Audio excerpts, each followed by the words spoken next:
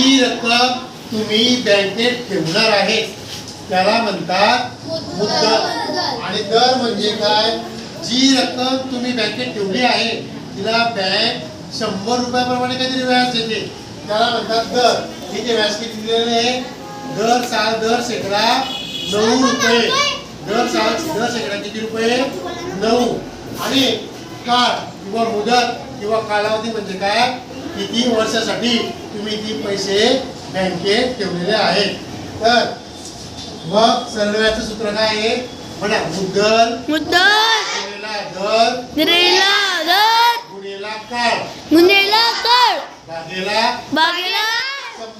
100.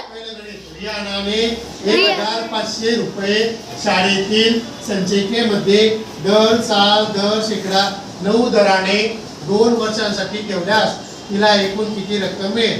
तर दिलेल्या गोष्टी काय आहेत? रियानाने किती रुपये बँकेत ठेवलेले आहे? 1500. त्याला काय म्हणतात? मुद्दल. मला काय म्हणतात? मुद्दल. किती रुपये व्याज दिलेले आहे तिला? दर 9 रुपये. म्हणजे 100 रुपयाला किती रुपये? 9. किती वर्षासाठी ठेवले? 2. मुदत बरोबर 2 वर्ष. सूत्र काय सरळ व्याजाचं? सरळ व्याज मुद्दल गुणिला मुद्दल 100. या सूत्रामध्ये या दिलेल्या किमती टाकायच्या. मुद्दल किती आहे? 1500.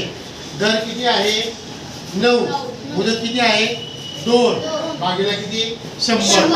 म्हणजे सोडवायचं. 1500 भागिला 100. हे 2 शून्य कट. काय कट झाले? कारण 100ला 100 भागिले तर काय येतं? 1. किती राहिले? 15 गुणिला 9 गुणिला 2. आता मी काय केलं? 15 गुणिला 2 30. 30 गुणिला 9. 30 गुणिला 9 किती झाले? 9 त्रिक 27. 9 शून्य.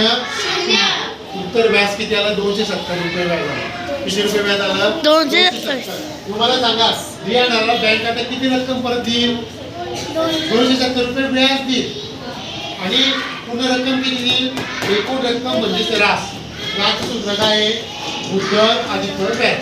किती रुपये बँकेत ठेवले? 1500. व्याज किती मिळणार आहे? 9. 270.